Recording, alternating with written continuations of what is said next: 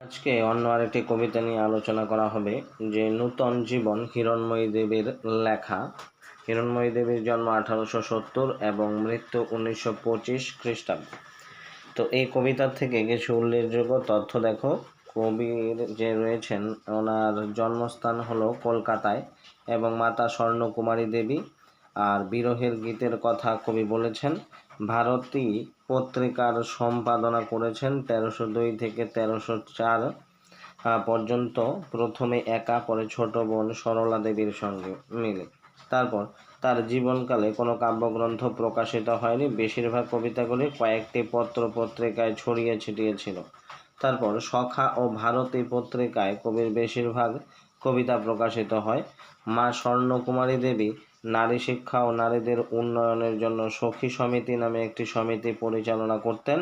হিরণ্ময়ী দেবী এই সমিতির কর্ম পরিচালনায় মাকে সহযোগিতা করতেন। পরে একসময় তিনি এর প্রধান হয়ে ওঠেন। তো ওনার সম্পর্কে এর থেকে বেশি কিছু জানতে পারা যায় না। তো এই যে কবিতা আমাদের, সেই কবিতাগুলোর থেকে আমার মনে হয় যে আমাদের এসএলএসটিতে কবিতাগুলোর লাইন তুলে দেবে এবং কোনো একটি শব্দ সরিয়ে নিয়ে সেখানে শূন্যস্থান বসিয়ে দিয়ে সেখানে কোন শব্দটি বসবে সেই শব্দটি আমাদেরকে বেছে নিয়ে বসাতে হবে। তো তিনি দৈনন্দিন জীবনে অর্থাৎ তার পারিবারিক জীবনে অনেক কষ্ট দুঃখ বোধ করেছেন, কারণ তার যে সন্তান তারা একের পর এক অনেকেই মারা গিয়েছে। তার কারণে তার জীবনে অনেক দুঃখ এসেছে, তবুও তিনি সেই দুঃখকে পেছনে ফেলে দিয়ে আবার জীবনের গতিময় পথে এগিয়ে যেতে চেয়েছেন। তো সেই যে ছবি এখানে আমরা দেখতে পাবো এই কবিতার মধ্যে। তো খুব সংক্ষেপে যদি আমরা এই কবিতাটিকে পড়ে নিই তাহলে দেখতে পাবো যে দেখো চেয়ে একবার অসীম রহস্যময় এই অনন্ত বিশ্ব, অর্থাৎ এই বিশ্বটি কি অনন্ত রহস্যময়। দেখো সেথা কিবা গায়ে, কোন কথা বলে তোর প্রতি নব দৃশ্য, অর্থাৎ নানান দৃশ্য প্রতিনিয়তই নতুন নতুন কথা বলে। এখানে তোমরা দেখতে পাচ্ছ যে 3টি ডট রয়েছে, অর্থাৎ এই কবিতাতে আরও অনেকটা অংশ এখানে বাদ দিয়ে দেওয়া হয়েছে মধ্যশিক্ষা প্রসূরদের থেকে। তো তারপর কি বলা হচ্ছে যে প্রতিদিন ফুল ফোটে, প্রতিদিন ঝরে তারা, ফোটে নব ফুল, অর্থাৎ প্রতিদিনই কিন্তু ফুল ফোটে এবং তারাও ঝরে এবং আবার নতুন ফুলও কিন্তু ফোটে। রবি অস্তা চলে যায়, নূতন তপন আনে, আলোক অতল, অর্থাৎ প্রতিদিনই কিন্তু সূর্য পূর্ব দিকে ওঠে আবার পশ্চিম দিকে অস্ত যায়, এভাবেই নতুনভাবে কিন্তু চলতে থাকে।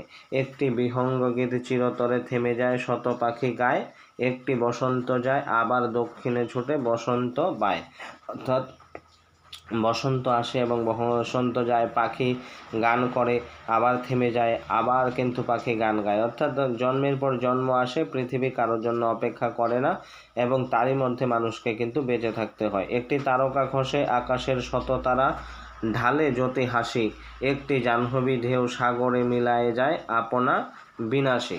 ঠিক আছে।